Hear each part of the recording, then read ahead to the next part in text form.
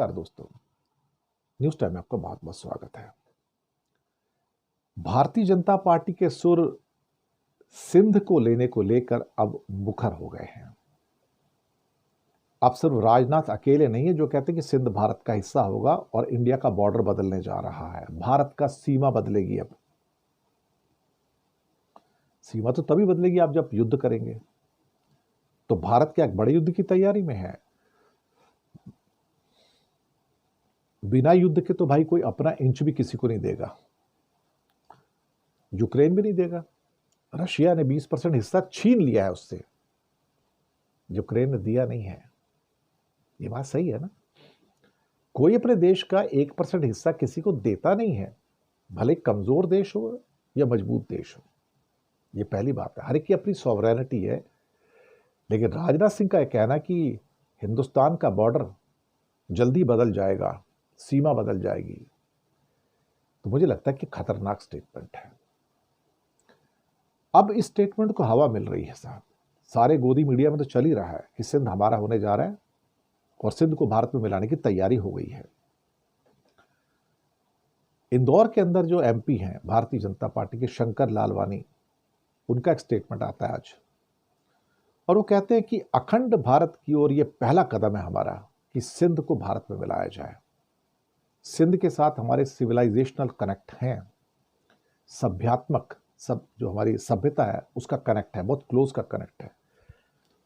तो क्लोज का कनेक्ट तो फिर पंजाब से आता है, पाकिस्तानी पंजाब, इंडियन पंजाब, राजस्थान से भी है, राजस्थानी पंजाब, इंडियन पंजाब, गुजरात से भी है, पाकिस्तानी गुजरात, इंडियन गुजरात, तिब्बत से भी है। सिंध मानसरोवर से निकलती है, मानसरोवर नाम इंडियन है, तो वहां की भी तैयारी कर लो। ये सिविलाइजेशनल कनेक्ट तो फिर नेपाल के साथ भी है, भूटान के साथ भी है, बांग्लादेश के साथ भी है, म्यांमार के साथ भी है। लेकिन शंकर लालवानी बीजेपी के एमपी का यह कहना कि ये सिंध का भारत में मिलना अखंड भारत की दिशा में पहला कदम है। लेकिन उसके बाद एक और एमपी का स्टेटमेंट आता है, शाहनवाज हुसैन, भारतीय जनता पार्टी के 2 मुस्लिम चेहरों में से एक। शाहनवाज हुसैन कहते हैं हाँ क्यों नहीं, सिंध को तो भारत में आना ही है, आना ही होगा। भारत सिंध को लेगा, वहां डिमांड भी उठती भारत के साथ मिलने की। राजनाथ से निकली बात, और मैंने प्रोग्राम में कहा था कि बात निकलेगी तो दूर तलक जाएगी, वास्तव में दूर तक गई है। अब शंकर लालवानी तक पहुंच गई है, जिन्होंने अखंड भारत के लिए पहला स्टेप बताया है, और दूसरा शाहनवाज हुसैन ने उसको आगे बढ़ाया है। यह बातचीत बिना अमित शाह और प्रधानमंत्री मोदी की परमिशन के बिना नहीं कही जा सकती। Nobody has the guts to speak in this tone that I am going to snatch away the Sindh province from Pakistan. इसको प्राइम मिनिस्टर की परमिशन होगी 101%। बिना परमिशन के राजनाथ ये वाक्य नहीं बोलेंगे। और बड़ा डिटेल में उन्होंने बताया, समझाया कैसे होगा ये और क्यों होना चाहिए, इसकी पृष्ठभूमि क्या है, इसकी बैकग्राउंड क्या है।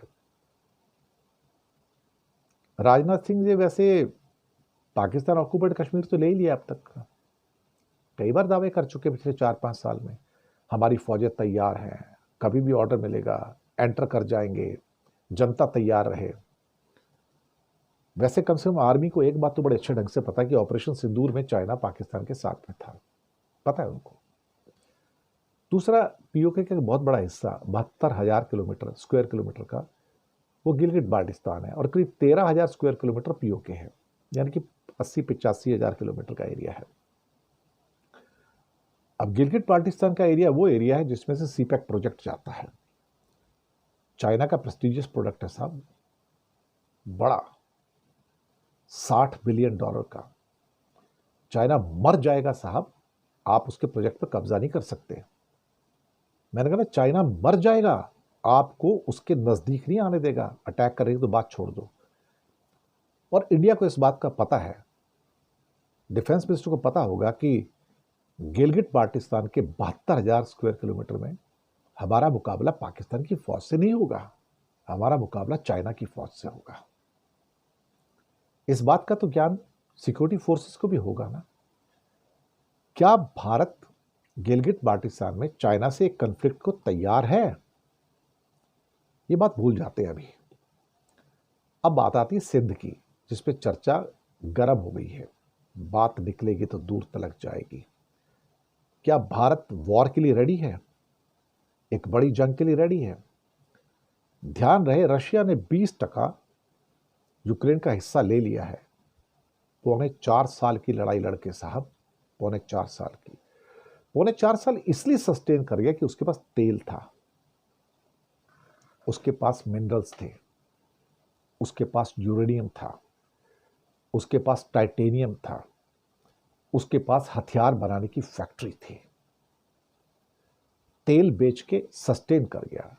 उसकी इकोनॉमी का सिर्फ 25% तेल और गैस से आता है, बाकी तो उसके और प्रोडक्शन है। तो रशिया इतना वीक नहीं है ना, इतना वीक नहीं है, मजबूत है। 4.25 साल तक सस्टेन करना वॉर के अंदर किसी एक कंट्री के लिए, रशिया जैसी महाशक्ति के लिए भी बहुत मुश्किल है। लेकिन रशिया बर्दाश्त कर गया तेल बेच के साहब। हमारे पास बेचने को क्या है साहब? जब आप पर डे 5,000 10,000 करोड़ रुपए लगाएंगे और अगर आपने कम से कम 6 महीने भी वॉर लड़ दी तो भाई साहब दिवालिया होने की कंडीशन है। उसके बाद कुछ बचता नहीं देश के अंदर फिर, क्योंकि हमारे पास तो कुछ है नहीं बेचने को ऐसा जिसको बेच के हम पैसे कमा लेंगे। क्या इंडिया एक लंबी वॉर के लिए रेडी है? शंकर लालवानी इंदौर के एमपी कह बैठे कि अखंड भारत की शुरुआत हो गई। शाहनवाज हुसैन भी बोल बैठे। क्या भारत एक वॉर के लिए तैयार हो रहा है? और क्या वो एक सिंध को लेने के लिए, सिंध बहुत बड़ा प्रांत है, छोटा नहीं है साहब, it's a very big province. तो सिंध को हासिल करने के लिए क्या इंडिया की रेडीनेस है? क्या इंडिया का कोई ऐसा प्लान है कि सिंध को मिला के सीधा बलूचिस्तान से कांटेक्ट किया जाए और कराची पोर्ट को अपने अंडर में ले लिया जाए?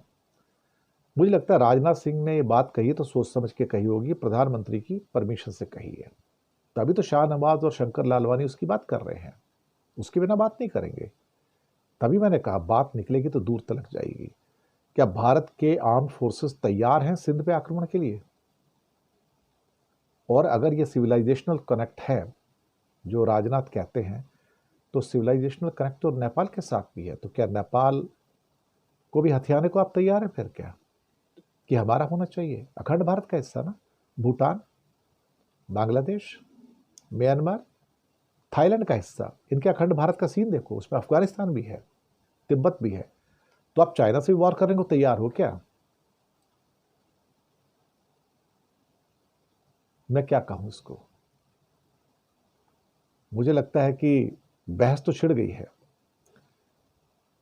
लेकिन भारतीय जनता पार्टी की सरकार में इतनी हिम्मत है कि पीओके वापस ले सके? सिंध की तो बात छोड़ दो, क्या कहा जाए सर? विनाश काले विपरीत बुद्धि। लेकिन ऐसा लग रहा है कि जैसे आप मुसीबतों को इनवाइट कर रहे हो। करो साहब, इससे ज्यादा मैं भी क्या कह सकता हूं। लेकिन मुझे जमीन पर इंडियन आर्मी की वो तैयारियां नजर नहीं आती कि आप सिंध पे आक्रमण करना चाहते हो सकता है अंदर से कोई तैयारियां हो भी, हमें ना पता हो साहब, राजनाथ को ज्यादा पता होगा, मोदी जी को ज्यादा पता होगा कि वो सिंध पर आक्रमण करने जा रहे हैं। बिना आक्रमण के सिंध मिलेगा नहीं ना, बिना अटैक के सिंध नहीं मिलेगा आपको, भूल जाइए। और बिना अटैक के पीओके भी नहीं मिलेगा, यही जमीन का सच है। और दूसरा, पाकिस्तान कोई बकरी का बच्चा तो है नहीं कि आप जाओगे हलाल करके आ जाओगे। आपको लंबी जंग के लिए तैयार रहना पड़ेगा। क्या हम हिंदुस्तानी लंबी जंग के लिए तैयार हैं? Is India ready for a long war? इसका उत्तर तो या मोदी देंगे, या अमित शाह, या फिर राजनाथ। बात निकलेगी तो दूर तलक जाएगी, और चली गई। और गोदी मीडिया में सिंध की चर्चा बहुत जोर शोर से चल रही है कि सिंध आ चुका है, वैसे ही जैसे पीओके आ चुका है। इससे ज्यादा मैं क्या कहूं। शुक्रिया आपका।